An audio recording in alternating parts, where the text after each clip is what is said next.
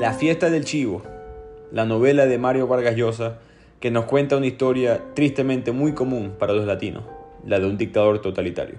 En este caso, la de Rafael Trujillo en sus últimas semanas de vida durante su régimen en República Dominicana en 1961. Arrancamos con otro episodio de Bibliotequeando. Como siempre, les habla su anfitrión Ricardo Lugo, @Bibliotequeando en las redes. Sigan compartiendo la cuenta, dando like, siguiendo, promoviendo el podcast 5 estrellas para seguir mejorando nuestro conocimiento y cultura a través de los libros. También se pueden suscribir al blog de Bibliotequeando, donde yo escribo distintos artículos sobre distintos temas de los libros que hacemos en el podcast y otros que no forman parte de esta lista. El link lo encuentran en la descripción de este podcast o en el link de las cuentas de las redes sociales. La fiesta del chivo es una novela de ficción histórica.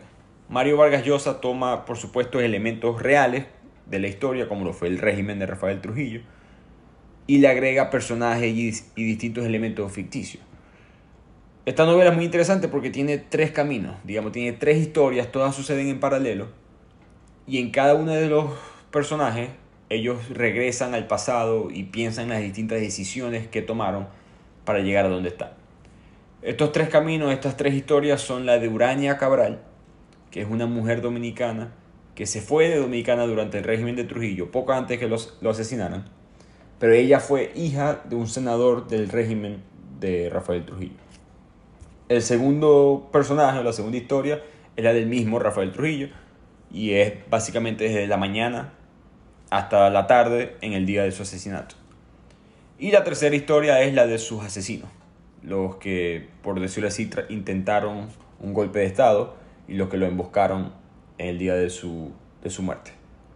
Así que mientras les hago este resumen, yo me estaré intercambiando entre cada historia para hacerlos sentir que están viviendo el libro de la misma manera que Vargas Llosa lo escribió. Así que empezamos con la historia de Uraña Cabral, una niña apenas cuando se fue de República Dominicana a los 14 años, pero ya en esta novela ya ella es una mujer mayor de 49. Vive en los Estados Unidos, se graduó de la Universidad de Harvard, trabaja como abogada en Nueva York, le ha dado la vuelta al mundo, tiene un muy buen empleo, ha sido muy exitosa profesionalmente.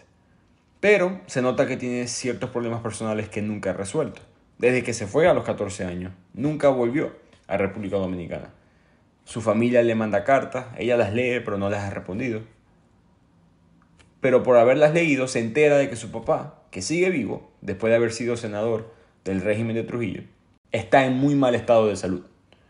Entonces ella decide, por primera vez en 35 años, visitar República Dominicana. Cuando llega a casa de su padre se da cuenta que su estado de salud es mucho peor de lo que ella pensaba. Ya básicamente su padre no puede hablar, no se puede comunicar. Entiende lo que le dicen, pero ya no tiene manera de comunicarse dado a ciertos daños que tuvo en el cerebro. Entonces ella decide, o mejor dicho, aprovecha esta oportunidad para enfrentarlo, para preguntarle que cómo pudo haber sido tan fiel a un tirano como fue Rafael Trujillo. Hasta de hecho le preguntó, porque Uraña se empieza a acordar de que Trujillo solía ir a las casas de sus distintos funcionarios del gobierno solamente a tener relaciones sexuales con las esposas de sus funcionarios, por la única razón de demostrar el poder. Entonces Uraña le pregunta si Trujillo tuvo sexo con su mamá, que qué otras maldades hizo él dentro de su familia que ella nunca supo. Su padre, por supuesto, no puede responder y ella hasta duda de si lo está entendiendo o no. Pero así empieza la novela, con Uraña volviendo a Dominicana por primera vez y desafiando a su padre. This episode is brought to you by Progressive Insurance. Do you ever find yourself playing the budgeting game? Well, with the Name Your Price tool from Progressive, you can find options that fit your budget and potentially lower your bills. Try it at Progressive.com. Progressive Casualty Insurance Company and Affiliates. Price and coverage match limited by state law. Not available in all states. I'm Cyndi Lauper with fellow Cosentyx advocate, Chef Michelle Bernstein. We'll share our experiences with plaque psoriasis, with psoriatic arthritis, and Dr. Panico will talk about the possible connection. Cosentyx secukinumab is prescribed for adults with moderate to severe plaque psoriasis 300 milligram dose and adults with active psoriatic arthritis 150 milligram dose. Don't use if you're allergic to Cosentyx. Before starting, get checked for tuberculosis. An increased risk of infections and lowered ability to fight them may occur, like tuberculosis or other serious bacterial, fungal, or viral infections. Some are fatal. Tell your doctor if you have an infection or symptoms like fevers, sweats, chills, muscle aches, or cough, had a vaccine or plan to, or if inflammatory bowel disease symptoms develop or worsen. Serious allergic reactions and severe eczema-like skin reactions may occur. Learn more at 1-844-COSENTYX or Cosentyx.com/Cindy. Y de aquí la novela nos lleva ahora a la historia de Rafael Trujillo, el dictador. Esta es la mañana de lo que va a ser su último día en la tierra, por supuesto él no lo sabe. Y la novela nos los muestra como un hombre muy firme, muy intimidante, por supuesto con un carácter muy difícil. Y al mismo tiempo con una obsesión por la limpieza, apariencia personal. Se despertaba muy temprano, se aseguraba que la ropa estuviera organizada de cierta manera. Y mientras él se despierta, se pone a pensar en diferentes problemas personales que él tiene. Él está pensando en el hecho que él siente que no hay un heredero del trono que le dé honor a él. Ninguno de sus hijos piensa que sería un buen gobernante. De hecho, él siente mucha frustración hacia ellos porque ellos están en París jugando polo, saliendo con mujeres, disfrutando de la vida, mientras que él está en Dominicana luchando por el bien del país. Así lo ve él, por lo menos.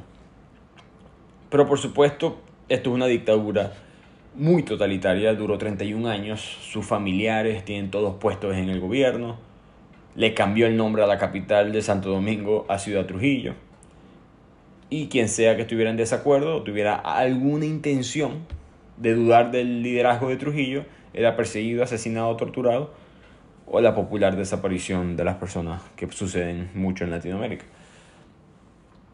Durante esta mañana él se está despertando, se está vistiendo y está pensando en muchos problemas que tiene actualmente. Uno con la iglesia. La iglesia se le trató de levantar en contra de él un par de años antes. Las sanciones económicas por parte de la OEA. Y con todo esto en mente empieza su reunión con Johnny Abbes, que es el líder del Servicio de Inteligencia Militar, mejor conocido como el SIM, S-I-M. Quienes eran, digamos, los perros, la mano sucia del dictador Trujillo en República Dominicana. Este Johnny Abbes García es una de las personas más sangrientas dentro de República Dominicana, probablemente de toda Latinoamérica en la época. No era un soldado.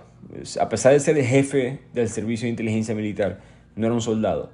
Lo que es que él era el encargado de perseguir y torturar y matar a gente, era un sicario en el exterior de Rafael Trujillo. El gobierno de Rafael Trujillo tuvo algo muy particular. Quizás esto es algo que muchos gobiernos hacen, pero muy famosamente Trujillo buscaba y perseguía a los exiliados políticos en sus distintos países a los cuales se escapaban y también los mataba en el exterior.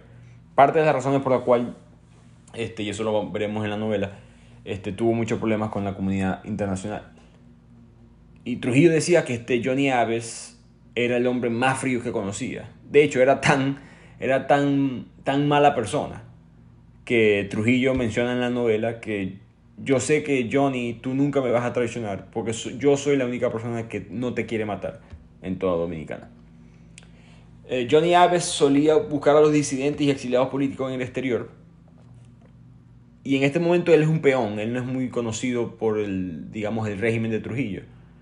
Pero Trujillo le empezó a llamar la atención de Johnny Abbes porque Johnny no solamente mataba a los exiliados políticos, principalmente en México, sino que los desaparecía o les arruinaba la reputación, les inventaba historias. Mataba a un exiliado y de alguna manera sacaba una historia diciendo que esa persona era homosexual, que para la época era muy controversial, que esa persona era infiel, que esa persona era de otra religión, que esa persona estaba robando plata, cosas que eran mentiras. Pero lo lograba hacer, era muy bueno controlando los medios o las narrativas, sin mencionar matando gente. Entonces Johnny Abbes con el tiempo se convierte en el jefe del SIM y llegan a esta reunión en la mañana, en la cual están discutiendo diferentes opciones, cómo lidiar con la iglesia, y Johnny Abbes, de su manera muy peculiar, él argumenta que Trujillo simplemente debería de matar al obispo Riley, que es un obispo un líder de la Iglesia Católica dentro de Dominicana. Trujillo no quiere hacer esto. Él piensa que eso traería una invasión de Estados Unidos, que en esta época está con el presidente Kennedy, y él prefiere posponer esa idea. No que no la considere, pero de hecho la tiene en la cabeza desde hace tiempo, pero no quiere hacerlo en este momento. Y muy curiosamente, en esta novela, Johnny Aves le recomienda a Trujillo reforzar el camino de seguridad que él tenía hacia San Cristóbal. San Cristóbal era el pueblo originario de Trujillo, y ahí él iba a tener relaciones sexuales con mujeres muchas veces consensuales como no consensuales. Y Aves quería poner más seguridad en esa vía, la cual Trujillo dice que no, porque se sentía claustrofóbico, él no le gustaba tener gente alrededor de él cuando él iba a hacer estas cosas en su propio pueblo. Y de aquí la historia nos lleva ahora a los conspiradores, a los asesinos de Rafael Trujillo. Como les dije, esto es todo el mismo día. Es el último día en la vida de Rafael Trujillo. Mientras él se despierta y tiene su reunión con Johnny Aves García, los golpistas están en el carro, en la carretera, esperando por el carro de Rafael Trujillo. Esto es un 30 de mayo de 1961 y son 4 hombres que están en el mismo carro. Salvador Estrella Sadala, mejor conocido como el Turco, Antonio Imbert, Antonio de la Maza y Amadito. Estos 4 personajes son de la vida real. Y por supuesto los detalles de las conversaciones y todo esto es un poco ficticio, pero la historia de ellos es de verdad. Cada uno de ellos fue trujillista. Todos apoyaron al régimen en un momento, pero diferentes circunstancias, diferentes eventos sucedieron que los hicieron cambiar de opinión. En el caso del Turco, de Salvador Estrella, él era un católico muy practicante, muy creyente, y estaba convencido que esto que estaba haciendo Trujillo con la Iglesia Católica no era lo correcto. Entonces él sentía que tenía, digamos, el permiso de Dios para ir a matar a Rafael Trujillo. En el caso de Amadito, él era un militar, parte del ejército de Trujillo. Durante su estadía en el ejército, él conoció a una muchacha llamada Lucía Gil, de la cual se enamoró. Se enamoró tanto que le quiso pedir matrimonio, pero dentro del trujillismo había que pedir permiso para poder casarse, porque Trujillo era muy paranoico y él quería evitar que militares, específicamente líderes políticos, se mezclaran con familias que no estuvieran en el interés de Trujillo. El régimen de Trujillo no le pareció que esta muchacha Lucía Gil era la mejor para Amadito. Ella no como tal, pero tenía ciertas conexiones con su hermano, que era un poquito idealista, un poquito de izquierda, socialista, y le prohibieron casarse con ella. Amadito, con todo y eso, se mantuvo en el ejército, y a pesar de que le dolió, siguió fiel al régimen de Trujillo. Pero él fue subiendo poco a poco en el rango militar, en parte porque decidió no casarse con ella. Eso le impresionó. Trujillo le gustaba hacer eso, le gustaba poner a prueba a lo que estaban más cercano a él. Entonces, lo que vieron que este Amadito se sacrificó, o sea, que se sacrificó su vida amorosa por el bien del trujillismo, decidieron promoverlo. Y él conoce a Johnny Aves García, y Johnny Aves García lo pone a prueba, una vez más. Y le piden que mate a alguien, sin saber quién es. Lo llevan por la carretera y le muestran a un hombre arrodillado, con la cara cubierta con una bolsa, y le piden que le dispare. Él cumplió sus órdenes, pero después se enteró que ese hombre que él mató era el hermano de Lucía Gil, la mujer con la que él se iba a casar, quien iba a ser su cuñado, o fue su cuñado por un tiempo. De ahí en adelante él decidió que Trujillo debía morir. El tercer conspirador que está en el carro es Antonio de la Maza, que tiene un hermano menor llamado Tabito, que es un fiel trujillista y trabaja para la aviación dentro del régimen.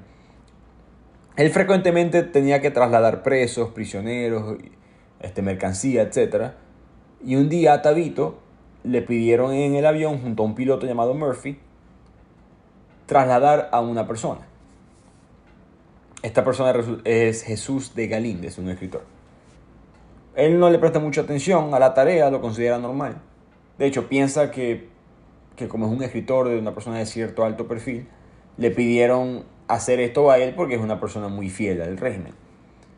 Pero este Jesús de Galíndez no era un escritor, era un espía de la CIA que estaba en Dominicana. Rafael Trujillo se había enterado de él y lo mandó a matar. Después de que muere, el gobierno de Estados Unidos amenaza fuertemente a Trujillo con guerra, invasión, etc. y Trujillo tiene que limpiar cualquier tipo de rastro de que Jesús de Galíndez estuvo bajo su control.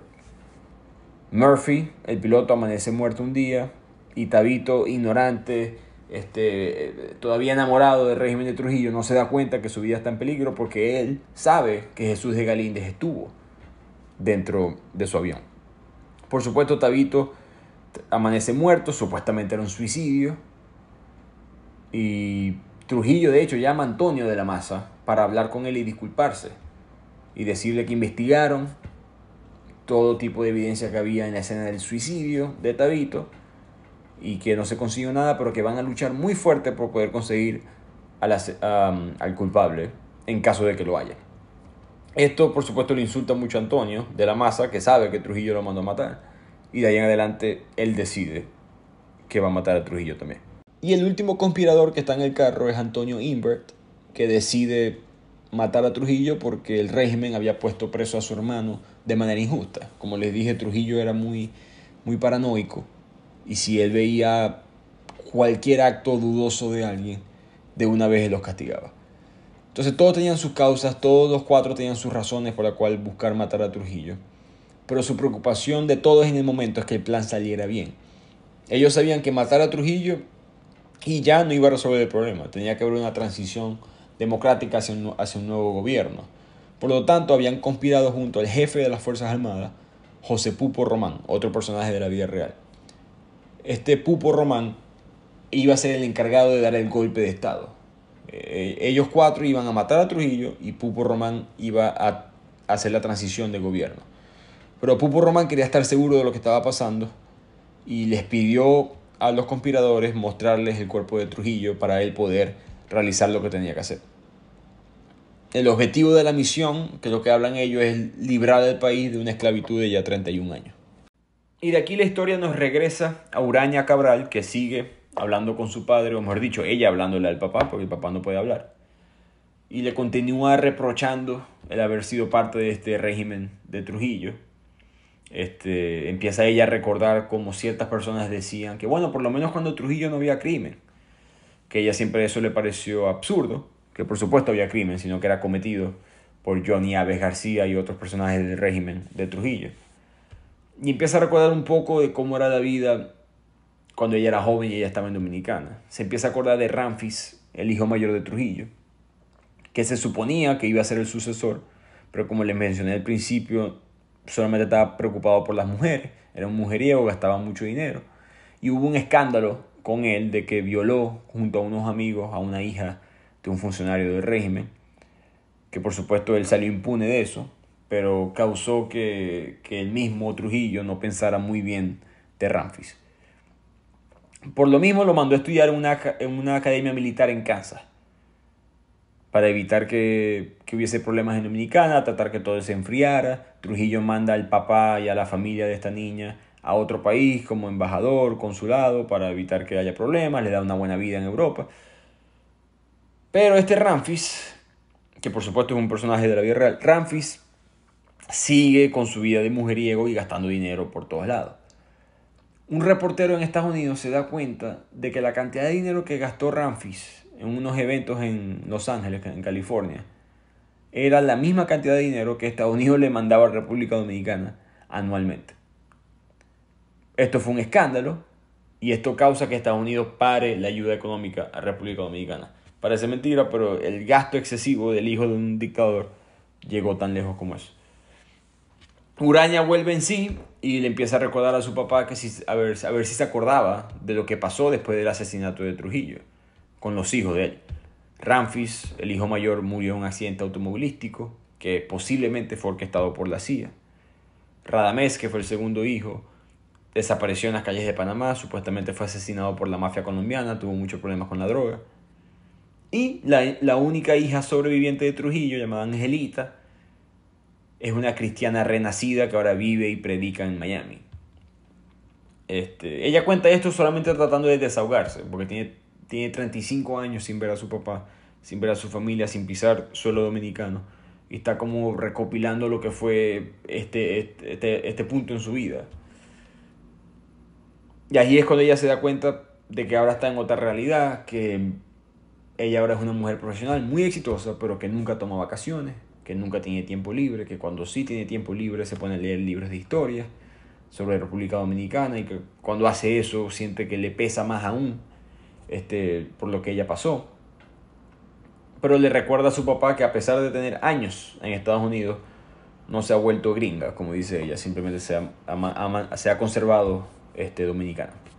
Y en esta visita, en esta conversación, si se le puede llamar así, entre Urania y su papá Agustín Cabral, llega de repente una prima de Urania llamada Lucinda. Tienen tiempo sin hablarse desde que Urania se fue. Y empiezan a recordar, empiezan a hablar de cosas que pasaron cuando ella todavía estaba en Dominicana. Y entre esas cosas están las últimas semanas del régimen de Trujillo. Y nos muestra aquí Vargas Llosa cómo Agustín Cabral en verdad fue perseguido por el régimen de Trujillo en las últimas 2-3 semanas de su régimen. Urania sabe eso. Ella estuvo ahí presente cuando eso pasó. Entonces aquí la novela nos da una introducción a ese problema. Nos muestra que Trujillo le quita la posición política que tiene Agustín Cabral, le quita acceso al country club, le quita acceso a las cuentas de banco y pierde todo tipo de estatus social económico que tenía la familia. De hecho, si no es por el dinero que Urania le mandaba a su papá de regreso, la familia probablemente hubiese quedado en quiebra. Y aquí Lucinda invita a Urania a su casa, a que visite a las tías, a las primas, a los sobrinos, a toda esta gente que tiene 35 años sin hablar. Urania no está segura de querer ir. Hay muchas cosas con las cuales ella no quiere lidiar todavía no sabemos exactamente qué es lo que es. Todavía no tenemos una imagen clara de por qué Urania se va de Dominicana y no mantiene contacto con su papá y con el resto de su familia. Con su papá, el libro en este punto nos da una idea de que, Urania está en desacuerdo con que él apoyó el régimen. Pero ahora que vemos que el régimen estaba persiguiendo al papá en las últimas semanas, ahora tenemos un signo de interrogación. ¿Qué es lo que pasa? ¿Por qué Urania, que parece una mujer decente, inteligente, no está en contacto con su familia después de tanto tiempo? Entonces Urania está un poco dudosa de ir a casa de su tía, a casa de su prima, a visitar a tanta gente al mismo tiempo que va a tener muchas preguntas, pero decide hacerlo. Y de aquí la novela ahora nos lleva de regreso a Rafael Trujillo, quien está terminando su reunión de seguridad con Johnny Aves García, y ahora tiene otra nueva reunión con el ministro Henry Chirinos. Este ministro, que se encarga de muchas de las cosas financieras del país, le tiene muy malas noticias a Trujillo. Le dice que el país está a punto de quebrar, que debido a las sanciones, muchas empresas dominicanas, incluidas en la que está involucrada la familia de Trujillo, van a quebrar. Entonces le da dos opciones a Trujillo. Uno, reducir el personal que trabaja para el gobierno, lo cual Trujillo dice que no, porque hay que evitar una explosión de desempleo, un descontento social. Entonces Trujillo le da una segunda opción, que es nacionalizar las industrias de República Dominicana aún más. Trujillo tampoco le gusta esta opción, no está con su ideología, y Chirinos le explica que esto trasladaría las pérdidas al Estado, no a las empresas.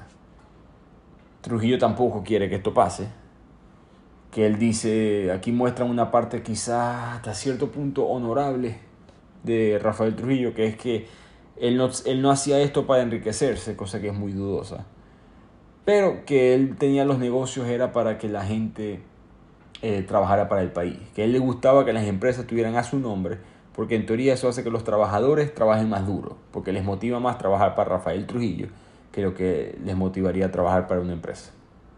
Entonces el libro nos pinta esta imagen personal que tiene Trujillo de no ser un corrupto, de que no robaba, pero al mismo tiempo nos muestra la historia que todo el mundo a su alrededor sí robaba.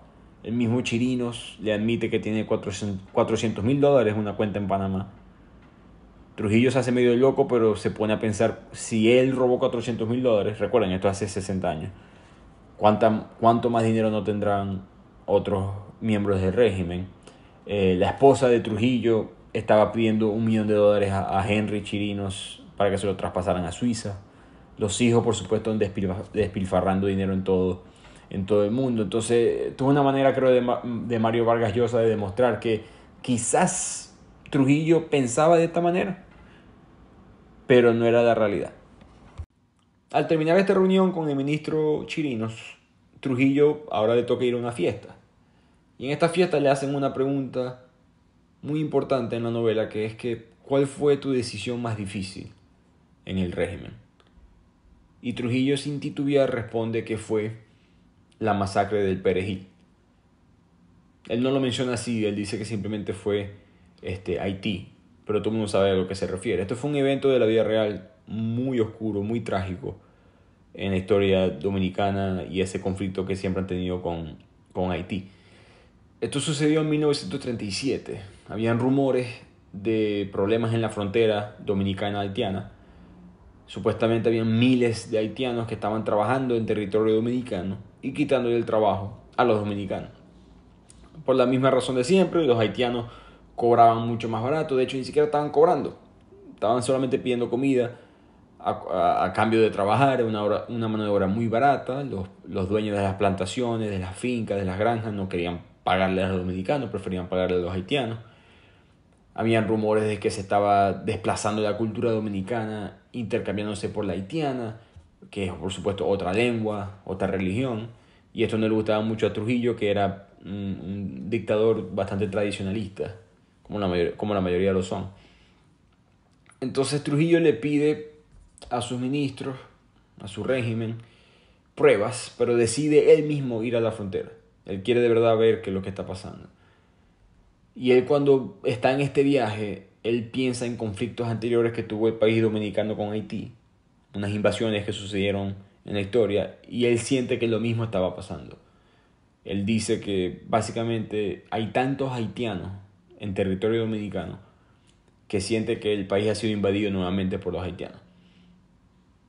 Cuando él regresa a Ciudad Trujillo, él decide ordenar a los militares exterminar sin piedad a toda persona de nacionalidad haitiana que se encuentre ilegalmente en territorio dominicano, con excepción de la de las plantaciones de azúcar, porque necesitaban la mano de obra para mantener la economía. Él explica a los invitados que sus manos nunca temblaron, porque él dio la orden de matar cuando era necesario para el bien del país. Esta fue una decisión muy difícil, por supuesto. Es una masacre muy famosa y se le llama la masacre del Perejil, porque se rumora que los soldados dominicanos le pedían a los negros pronunciar la palabra perejil. Dependiendo de su pronunciación, ellos sabían si el negro era dominicano o era haitiano. Esta masacre no se sabe claramente cuántos haitianos murieron, pero el estimado más conservador es 9.000 personas y el más liberal 20.000. Obviamente fue algo horroroso, una especie de genocidio que sucedió en territorio dominicano que orquestó el general Trujillo. Y creo que por la gravedad del evento es que Vargas Llosa nos trae esta historia en la novela. En verdad, obviamente esta es la parte ficticia, ¿no? Esto sucedió, por supuesto, pero Trujillo, que si recordó, que si habló sobre esto en una fiesta, esa parte es la parte, digamos, mentira de la novela. Pero Vargas Llosa la trae en la narración por, creo que, el impacto de esta historia. En este banquete ya Agustín Cabral, el papá de Urania, no está presente. Entonces ya aquí podemos ver que en el último día de Trujillo, Agustín Cabral no es parte del régimen trujillano. Y Vargas Llosa también muestra que Trujillo se moja los pantalones en la historia. Él estaba teniendo ya problemas de disfunción eréctil, botando líquidos, ya la edad y las enfermedades le están pasando factura. Y esto es algo que frustra muchísimo a Trujillo a través de la historia, porque le pasa muy frecuente y, como les mencioné al principio, es extremadamente organizado el orden, la limpieza, y le frustra que está perdiendo control de sí mismo. Aquí la historia vuelve rapidito a Urania Cabral, que, como recuerdan, estaba en casa de su familia, recordando el pasado. Ella quería evitar eso, hablar de las cosas de su padre, pero el tema siempre cae. Y empiezan a hablar sobre qué fue lo que pasó con su papá, que por qué cayó en desgracia con Trujillo. Ningún familiar sabe exactamente qué es lo que sucedió, ni su papá en verdad supo, pero las tías y las primas le empiezan a contar de que hubo una carta que salió en un periódico en República Dominicana hablando de que Agustín Cabral era un enemigo, digamos, del Estado. Todos los medios de comunicación en la época son controlados por Trujillo, entonces se piensa que esta carta fue mandada por Trujillo al periódico. Pero Agustín Cabral, él siempre dijo que no hizo nada malo, que él que lo que decía la carta era mentira, que él ni siquiera piensa por qué sospechan sobre él. Él dice que una vez habló con un estadounidense en una fiesta, pero para esa fiesta que él fue, Trujillo lo mandó a buscar información. Entonces Agustín no sabe qué lo quiso mal. ¿Será que le sonreí mucho? ¿Será que no se vio normal la interacción entre yo y este estadounidense? Y resulta que este estadounidense era espía de la CIA. Algo así pensaba Agustín, pero no había prueba y no pensó que eso es lo que había pasado. En esos días Agustín de repente se da cuenta que hay un carro persiguiéndolo todos los días, que es la seguridad del CIN, la gente de Johnny Aves García. Entonces él se prepara para lo peor, le dice a su familia que tengan cuidado, le dice a Urania, que en este momento tiene 14 años, que tengan cuidado. Y lo que le parece muy extraño es que Trujillo nunca le responde las cartas. Y ningún otro funcionario de alto rango quiso reunirse con Agustín. Nadie quiso ni siquiera tener contacto con él. Aquí cuando echan este cuento, la familia deja muchas preguntas, no saben qué sucedió. Y por lo mismo la familia cae otra vez en el tema de que no entienden cómo ella se fue. O mejor dicho, entienden por qué se fue. No entienden por qué nunca respondió a las cartas, por qué nunca volvió a hablar con su padre. Esa pregunta queda en el aire y la historia pasa ahora otra vez a Rafael Trujillo. Trujillo está saliendo de ese banquete, ya terminó de echar el cuento de todo lo que pasó con Haití y ahora está en una reunión con Joaquín Balaguer. Recuerden que este es el último día de Trujillo.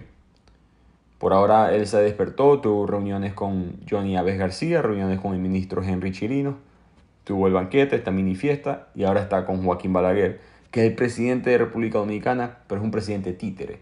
Trujillo, para evitar sanciones, para dar la idea de que había democracia en el país, tenía presidentes que solamente eran presidentes de título. De todas maneras, todo tenía que ser aprobado por Trujillo.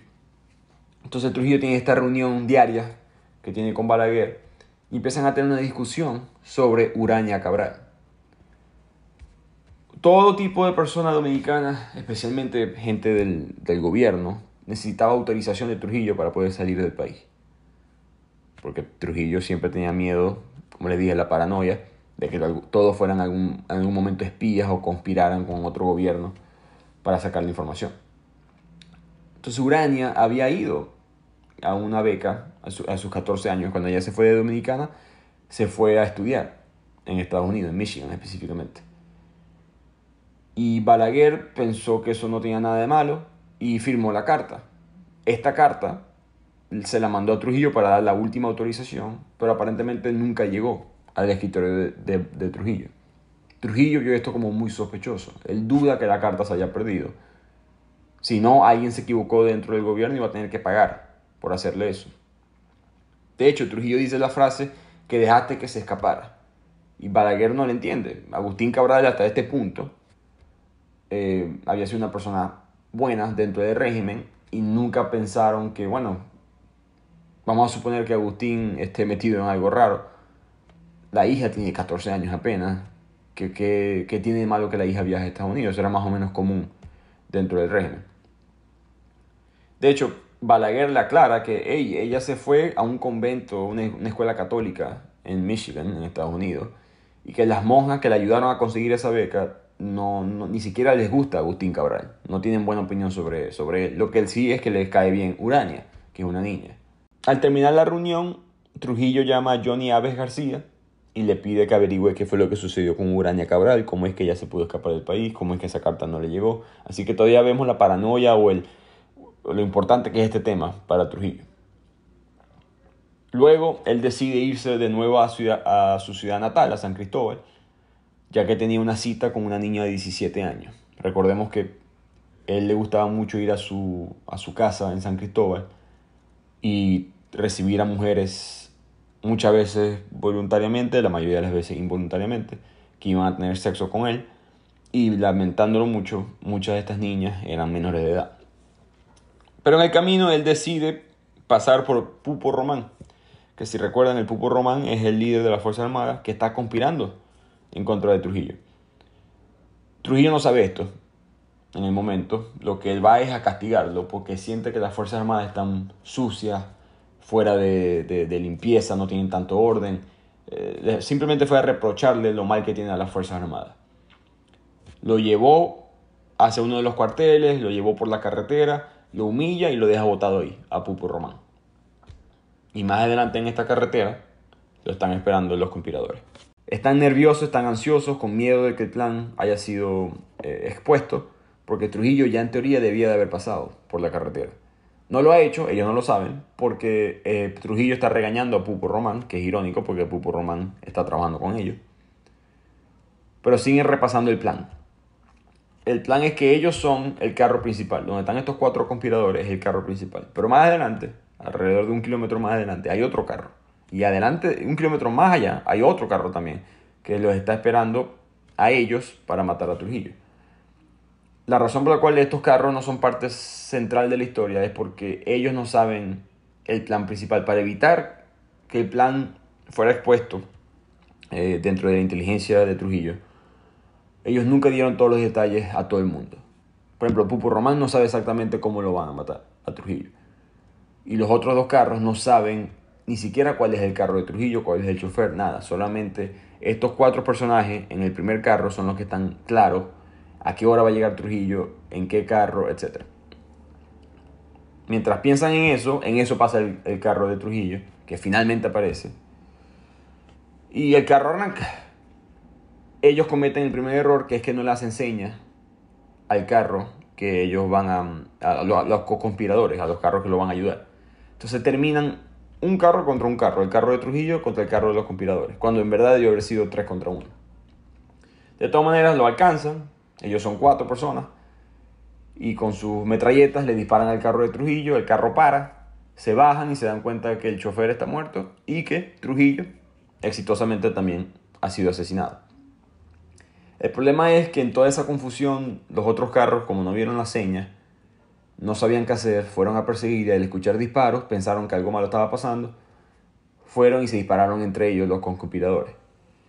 En ese cruce de fuego, Pedro Cedeño, que era un co-conspirador, que era uno de los que estaban en los otros carros, recibió un disparo. Y aquí empezamos a ver los errores de los conspiradores en el plan. No solamente hirieron a Pedro y no solamente se les olvidó hacerle señas a los carros, es que al Pedro estar herido debieron de haberlo matado. Ellos habían acordado antes del plan darle un disparo de gracia a cualquier conspirador que fuera lastimado. Todo para evitar que cayeran en manos de Johnny Aves García, que después por supuesto los iba a torturar y eventualmente los iba a matar también. Pedro está pensando en eso, no puede hablar mucho, él está tan mal herido que no puede hablar, pero sí lo piensa. En la novela nos muestra su pensamiento y él está pensando si lo van a hacer o no. Pero el resto de los conspiradores, en la adrenalina del momento, se les olvida eso o quizás no lo consideran y saben que lo que tienen que hacer ahora es llevar el cuerpo de Trujillo a Pupo Román para que ponga en marcha el plan. Esto es un error y lo vamos a ver más adelante. En la desesperación de irse rápido de la escena del crimen, ellos dejan botado un carro, que es el carro de del turco, y esto por supuesto implicará a él en el asesinato y al resto del grupo, pero ellos piensan que, bueno, no pensemos en eso. Si Pupo Román hace el cambio de gobierno, nosotros vamos a ser héroes, esto no va a ser un problema. Cuando llegan a la casa de Pupo Román, tienen el cuerpo de Trujillo en la maleta, se dan cuenta de que Pupo no está ahí. La esposa les dice que él salió con otro general. Y aquí empiezan los nervios de verdad sobre qué hacer, qué no hacer. Todo tiene que moverse rápido y se está moviendo todo muy lento. Deciden llevar a Pedro a un médico amigo del grupo, ya que Pedro se está desangrando. Y piensan que probablemente va a necesitar cirugía. Pedro por dentro está pensando que ya no importa, que lo dejen morir, que lo que importa es que matamos a Trujillo y que pudimos al fin hacer un cambio de gobierno, piensa él. Pero aún así lo llevan a la clínica. Esto es otro error, porque los doctores en el régimen de Trujillo tienen que siempre informar al Servicio de Inteligencia Militar, al SIN, si un hombre llega con una bala de herida al hospital.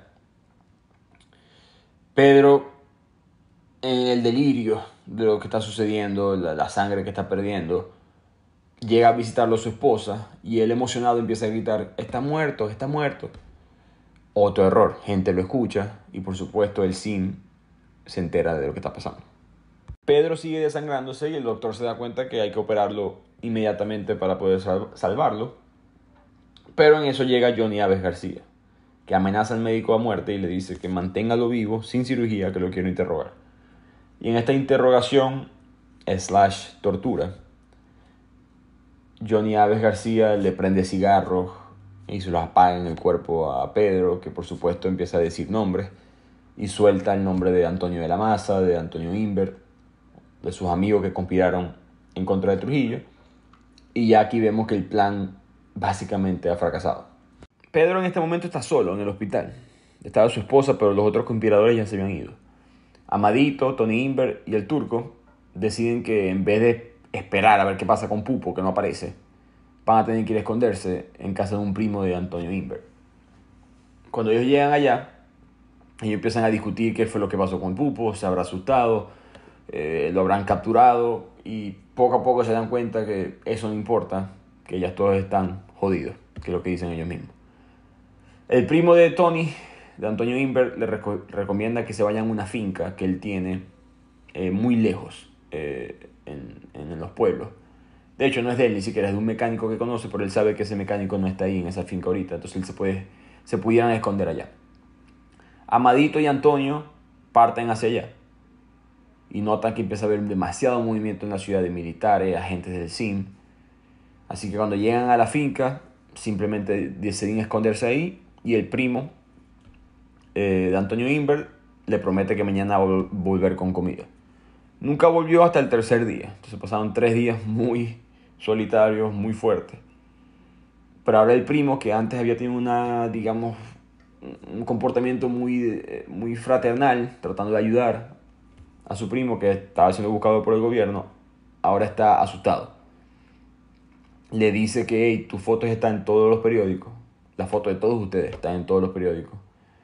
El gobierno ha ofrecido muchísimo dinero a cualquier persona que tenga información sobre ustedes, y cualquier persona que sea simplemente sospechada de ser antitrujillista ahorita va a tener grandes represalias. Entonces deciden ellos escaparse de esa finca, que quizás fue otro error porque estaban hasta cierto punto seguros, y lo dejan en una avenida. El primo deja a Amadito en una avenida y le desea suerte. Amadito va a casa de su tía, una tía mayor, la tía Meca se llamaba, y la tía resulta que está muy asustada. Se pone un poco bravo con él, no bravo de mala manera, pero diciéndole que hubiese llegado de noche porque tú estás cubierto de sangre, y todos mis vecinos aquí son trujillistas. Entonces Amadito se arrepiente un poco de eso, pero tenía mucha hambre, estaba un poco desesperado, sabía que su tía vivía por ahí cerca. Él se baña, empieza a comer en la casa de su tía, y de repente la tía pega un grito porque se da cuenta que los agentes del CIM están afuera. Amadito es atacado por los agentes, lo golpean sin piedad, lo matan, lo disparan muchas veces, y a la pobre tía también es torturada, golpeada y arrastrada por el suelo y metida en una patrulla. Nunca se supo más de la tía, se supone que fue muerta por ayudar a los conspiradores de Trujillo, que aquí muestran nuevamente lo cruel que era el régimen trujillista. Y para dar un ejemplo, el cuerpo de Amadito fue atado, como los cazadores cuando atan a un cuervo, un ciervo, y fue atado a un techo de un carro, de un Volkswagen, y lo pasearon por diferentes plazas y ciudades para que vean lo que le iba a pasar a cualquier persona que ayudara a los conspiradores. Así que tristemente ya el régimen se bajó, mató a uno de los conspiradores de este golpe o intento de golpe, Amadito, que si recuerdan fue uno de los más fuertemente en contra de Trujillo, porque Trujillo, específicamente Johnny Aves García, le obligó a matar a su cuñado. Entonces, bueno, Amadito está muerto y siguen vivos Antonio de la Maza, el turco, y Antonio Imbert. De la Maza y el turco siguen escondidos en casa de un amigo de ellos que es doctor, y están en un ático. En ese ático, muy caliente, sin acceso al mundo externo, ellos reciben los periódicos que les pasa el doctor. En el periódico ellos ven una foto del Pupo Román abrazándose con Ramfis, el hijo mayor de Trujillo, en el funeral de Trujillo. Ahí ellos definitivamente se dan cuenta de que no va a haber ningún tipo de golpe de Estado, el plan no se pudo hacer, no habrá ninguna junta cívico-militar. Ellos todavía tienen una pequeña esperanza de que quizás el Pupo Román tuvo que hacer las cosas diferentes, estaba cuadrando algunos movimientos, pero aquí se dan cuenta que nada va a pasar. Y deciden irse del ático, en parte también porque el doctor que los recibe tiene una mujer embarazada, tiene un hijo y no quiere ponerlos en riesgo. Ellos se van en taxi, no tienen otra manera de irse, pero son reconocidos y tienen que bajarse, y al bajarse tienen agentes del SIM que los estaban persiguiendo y son acribillados. Al final del capítulo uno piensa que están muertos, pero todavía siguen respirando después del tiroteo. Y aquí la historia pasa a Pupo Román. Entonces, en este momento sabemos que es lo que hicieron los conspiradores, sabemos que estaba haciendo Trujillo en el momento del asesinato, pero no sabemos por qué el plan no se ejecutó. Entonces nos empiezan a mostrar un poco la historia de Pupo Román. El Pupo Román tenía muy buena posición política, no solamente estaba en las Fuerzas Armadas general, sino que estaba casado con un miembro de la familia de Trujillo. De hecho, el mismo Trujillo nunca sospechaba de él porque lo veía como un hombre sin aspiraciones, sin ansias o hambre de poder. Entonces era un perfecto conspirador en el plan. El Pupo se cansó un poco de la intrusión, de la arrogancia de Trujillo. Trujillo era una persona muy despreciable, específicamente en el aspecto personal. Y esto fue lo que más le hizo molestar a Pupo Román y por eso formó parte del plan. Él, de hecho, es el que le dice a los demás, Amadito, Antonio de la Maza, antes de que fueran asesinados, es el que les instruye que no pueden secuestrar a Trujillo, no pueden hacerlo renunciar, no pueden dejar que se vaya a otro país o estar preso, tenemos que matarlo. Él se une a la conspiración solamente bajo ciertas condiciones. Primero, él pide que la conspiración, el asesinato de Trujillo solamente puede suceder después de que él coloque a ciertos oficiales de confianza en puntos claves en las Fuerzas Armadas en diferentes puntos del país. La idea, por supuesto, era que después de que Trujillo muera, él pudiera comandar ese golpe de Estado muy fácilmente. Cuando él se entera que muere Trujillo, en su casa, muy poco después, llega el general Espaillat, que le decían Navajita. Este general era un fiel trujillista y apenas Pupo ve entrar a Espaillat, sabe que Trujillo ha muerto. Ni siquiera tiene que ver el cuerpo, ya él sabe lo que pasó. Así que Pupo sabe el plan. Y sabe que el primer paso del plan es ejecutar a Navajita, matar a este general, que era un ex jefe del SIM antes que llegara Johnny Aves García. Pero por X razón, sin explicación alguna, no lo hace. Sino que se lleva a Espaillat y a su esposa fuera de la casa. Espaillat lleva a Pupo Román a hacer escena del crimen para que vean qué es lo que pasó. Él ve el carro acribillado, a balazos, y están muchos trujillistas en la escena. Él debería detenerlos o ejecutarlos a todos. Pero aún así lo único que hace es analizar la escena del crimen junto a los demás. Después lo llevan de regreso a la fortaleza.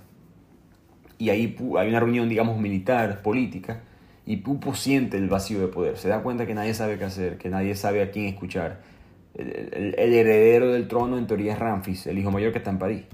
Entonces, él reconoce la necesidad de intervenir, tomar el mando, asegurar que sus oficiales sepan que hay una oportunidad para el cambio.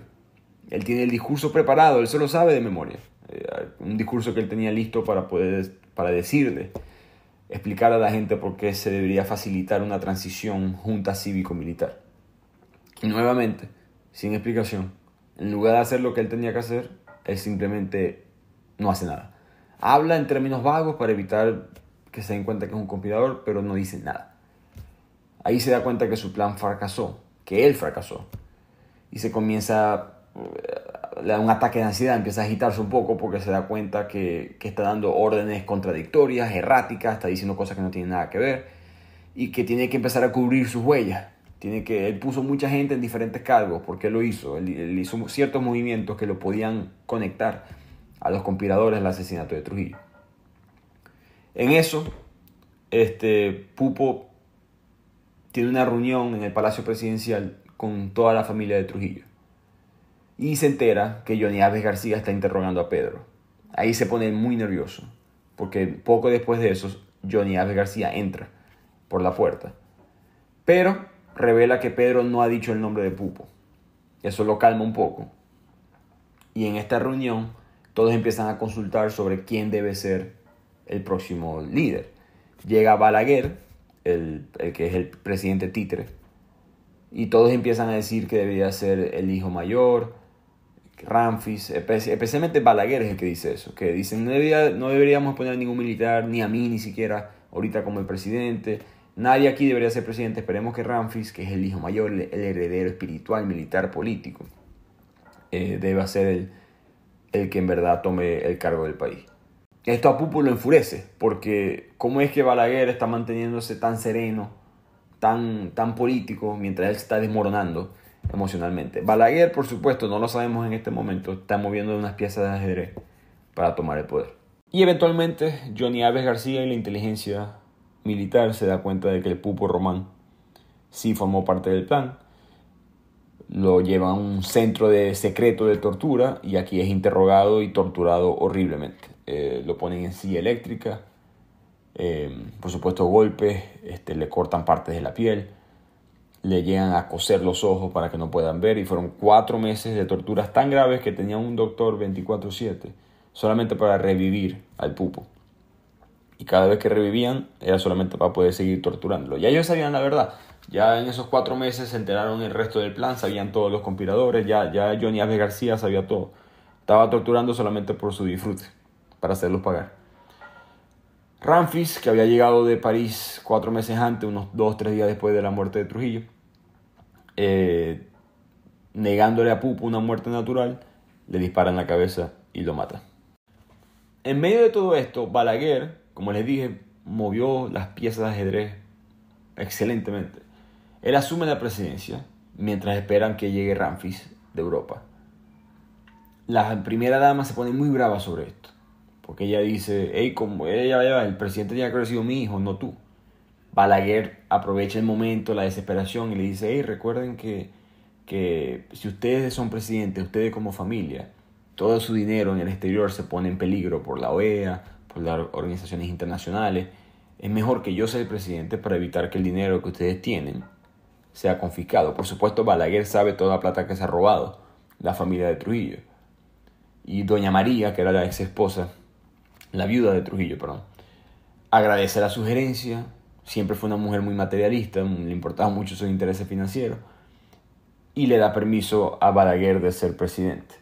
Cuando llega Ramfis, esto es 2 horas después de esta conversación con su mamá, unos días después de Trujillo ser asesinado, aquí Balaguer hace la jugada más arriesgada posible, que le propone un trato, diciéndole que yo voy a ser el presidente, Balaguer voy a ser el presidente de República Dominicana. Tú, Ramfis, vas a tener el control de las Fuerzas Armadas, con el punto de que el país avance hacia una democracia, nos quiten las sanciones, y tú puedas encargarte de buscar a los asesinos de tu padre. Ramfis, que no es el más inteligente del mundo y en verdad lo que quiere es sangre y también quiere sus intereses financieros ser protegidos, decide que sí. Y aquí Balaguer decide otra movida de ajedrez más, que le ofrece un exilio de oro, un puesto diplomático a Johnny Aves García. Johnny Aves García, él sabe que es una persona muy odiada, muy peligrosa, y que no le conviene tenerlo en su gobierno, específicamente si este nuevo gobierno va a ser en teoría democrático. Entonces, Aves había anticipado que algo así podía pasar. Él era tan inteligente como Balaguer. Pero Balaguer le dice que no lo hago por razones personales, lo hago porque si queremos pasar a un nuevo régimen, no podemos tenerte a ti. Tú eres muy asociado con el régimen trujillista. Entonces le ofrece este cargo. Johnny Aves acepta con enojo. No está muy feliz con la decisión, pero no le queda de otra. Y así Balaguer evita una invasión de Estados Unidos, que saben que si no había una democracia, Estados Unidos podía invadir, ya que ellos en el momento tenían mucho miedo que hubiese una especie de revolución comunista en cualquier país de Centroamérica o América Latina. Chirinos y Balaguer, Henry Chirinos, trabajan cerca para trabajar en construir esta nueva República Dominicana más democrática. Balaguer, de hecho, va a la ONU en Nueva York y empieza a hablar en contra del trujillismo. Esto fue un momento muy importante en la historia dominicana.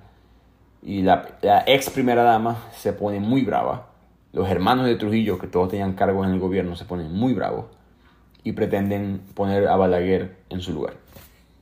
Estos hermanos de Trujillo llegan a la oficina de Balaguer con 27 hombres armados y les dicen que, por supuesto, a Balaguer que va a ser preso, que va a ser asesinado por traición a la patria, traición al trujillismo, ¿qué tal?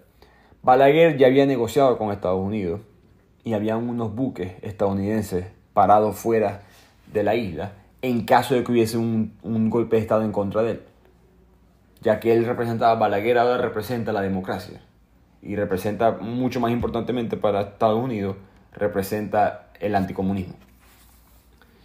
Entonces Balaguer le pide a los hermanos Trujillo que se asomen por la ventana y les muestra los buques que están parados afuera. Le dicen, mira, tú me llegas a matar aquí, a mí, tú me llegas a tumbar y cada uno de esos buques van a invadir la isla. Ustedes serían los responsables de que nuestra isla sea invadida por Estados Unidos. ¿Quieren pasar a hacer eso en la historia de Dominicana? Vamos a irnos pacíficamente sobre esto. Aquí hay $4 millones. Estos son $4 millones en la época de los 60. $4 millones que le puedo dar $2 millones a cada uno para que dejemos esto tranquilo. Ustedes se pueden ir para Europa y yo no los voy a perseguir. Los hermanos dicen que sí y nuevamente Balaguer, genio, movió las piezas muy inteligentemente y se mantiene en el poder. Y ahora con esta Dominicana más democrática, con Balaguer en el poder, nos llevan a la historia de los presos que son capturados. Todos son capturados menos Antonio Imbert, que sigue escondido. Los presos son torturados, no tan grave como el Pupo Román, pero son capturados, torturados e interrogados por 3 meses. En verdad el plan ya se sabe, la inteligencia ya sabe todo, a excepción de Antonio Imbert, que no saben dónde están, pero creen que ninguno de estos presos, como Antonio de la Maza o el Turco, en verdad saben dónde se encuentra. Durante todo este tiempo ellos poco a poco pierden la esperanza, pero después se empiezan a dar cuenta que otros presos les avisan que hay países, que la comunidad internacional está buscando que ellos tengan un juicio justo, que si en verdad Dominicana es democrático deberían de tenerle un juicio a ellos. Aquí ellos empiezan a recuperar un poco la esperanza, porque Estados Unidos es uno de los países que está buscando que tengan un juicio justo. También Venezuela, ya que Rómulo Betancourt, de hecho, sobrevivió un intento de asesinato de Trujillo. Entonces eran la típica, el enemigo de mi enemigo es mi amigo. Entonces Venezuela estaba buscando, junto a Estados Unidos, buscar la manera de que hubiese una democracia en República Dominicana. Ellos son trasladados por lo mismo a su juicio. La presión fue tanta que los llevan a un juicio. Pero la inteligencia, el trujillismo que todavía existe dentro de Dominicana, no quiere dejarlos vivir. Por lo tanto, los llevan al juicio, en teoría. Pero los presos se dan cuenta que estos 2 muchachos militares que están manejando la camioneta, que los trasladan a ellos, son muy jóvenes.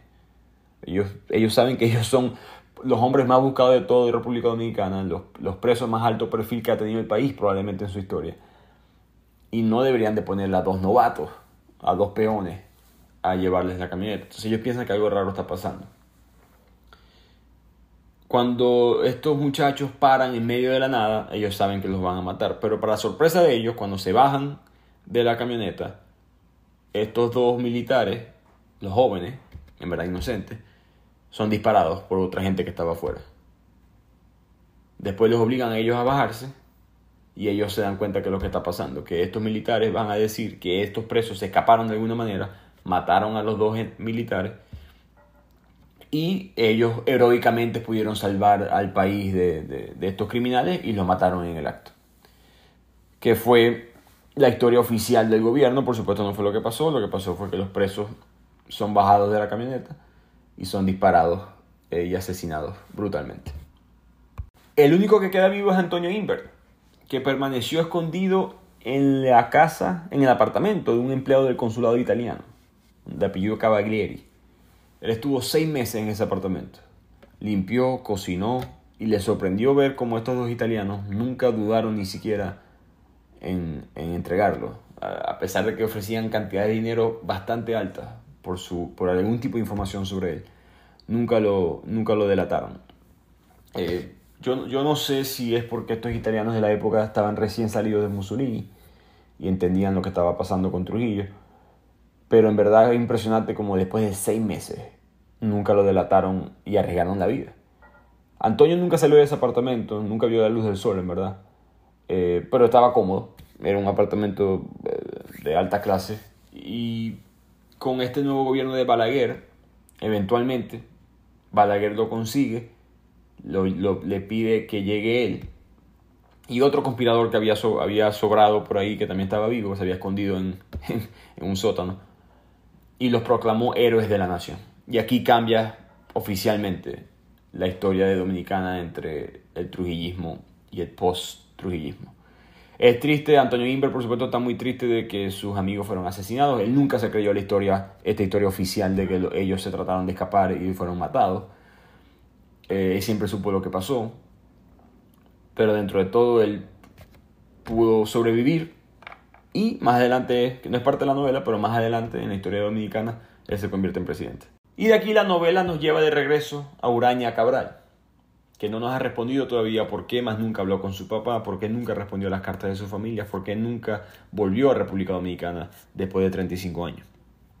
Ella, como recuerdan, está en esta reunión familiar, donde la familia le insiste estas mismas preguntas. Y Uraña, un poco cansada y un poco también por razones mentales, decide contarles a ellas qué fue lo que pasó. Uraña les cuenta que en esa época, en esas últimas semanas del régimen de Trujillo, cuando ella tenía 14 años, su papá estaba siendo perseguido por el gobierno de Trujillo, o por lo menos, digamos, puesto en desgracia. Había sido removido del cargo político que tenía y estaba siendo vigilado por la inteligencia militar y Johnny Aves García. Dentro de todo este tiempo su papá estaba muy nervioso y mandaba cartas, como ya sabemos, al gobierno de Trujillo pidiendo hablar.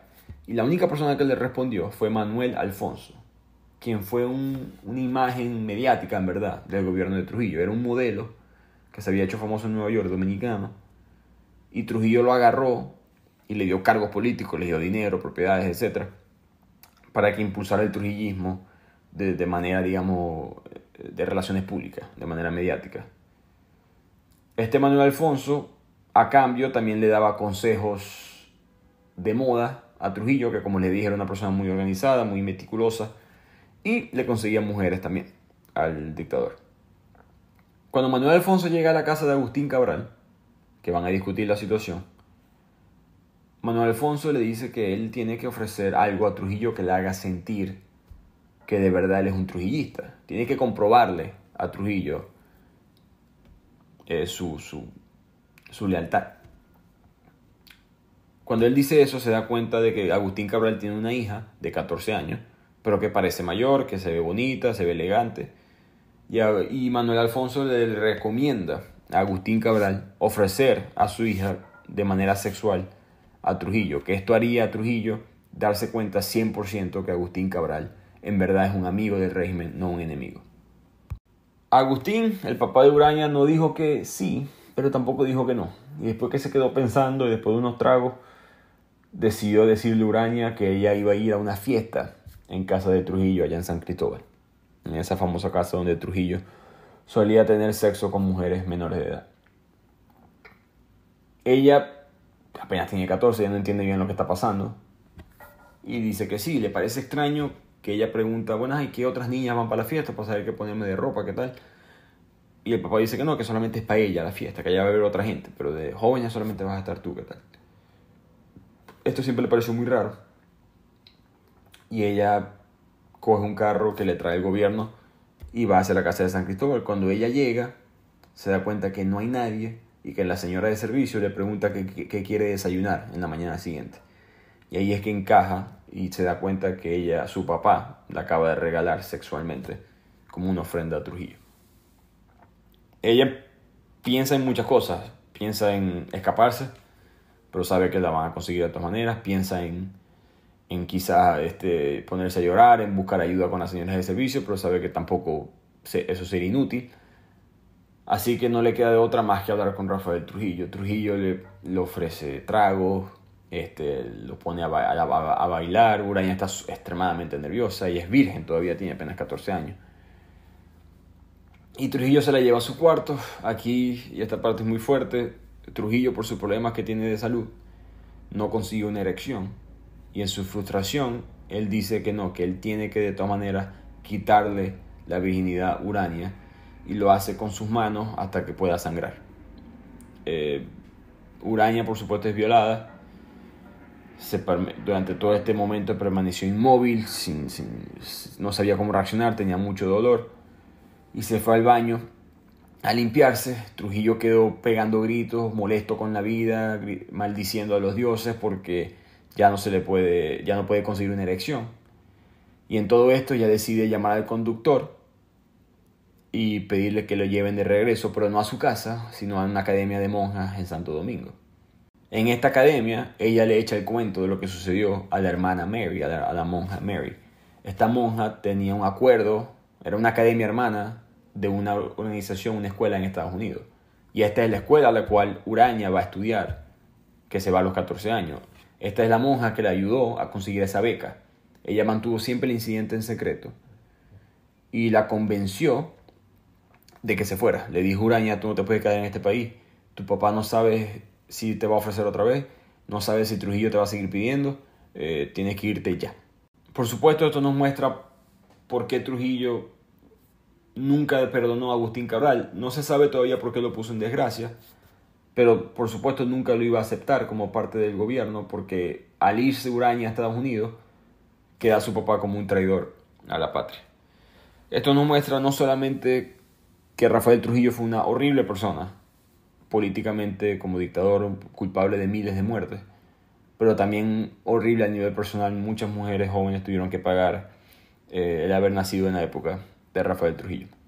Su familia, al escuchar la historia, queda asombrada, sorprendida, pero al mismo tiempo la perdonan y le dicen que le van a enviar cartas más adelante, y le preguntan humildemente si Urania va a seguir en contacto esta vez. Y Urania dice que sí. Esto fue un momento, digamos, de que se sanó mentalmente Urania. Ella nunca le había contado esto a nadie. Ella no tenía esposo, de hecho, ella después admite que no tiene relaciones sexuales con hombres en Estados Unidos, que es muy fría hacia los hombres, porque en parte quedó traumada de lo que pasó con Rafael Trujillo, y se entiende. Entonces su familia la disculpa, la perdona. Le perdona, por supuesto, el hecho de no haber enviado las cartas. No lo sucedió con Trujillo, sino el haber estado fuera de contacto con Dominicana por 35 años. Y Urania se devuelve a Nueva York, a su trabajo de abogada, pero ahora con una sensación de que al fin pudo cerrar esa página. Y así se acaba esta historia de la vida real, pero al mismo tiempo ficticia. Como les dije, Urania Cabral es un personaje ficticio, pero ella pasó por algo que muchas mujeres sufrieron con Rafael Trujillo, que era un pedófilo y un horrible dictador. Como les dije, el resto de los personajes son de la vida real. Todos los conspiradores, el Pupo Román, Balaguer, por supuesto, Johnny Aves García. En internet pueden averiguar mucha más información sobre ellos. Es una historia muy interesante. Y bueno, espero que les haya gustado este resumen. Como siempre, nos pueden seguir en Instagram y TikTok, @bibliotequeando. Y ahí pueden conseguir el link que les da acceso a todos estos libros en PDF y el link para este podcast. Nos vemos la próxima semana.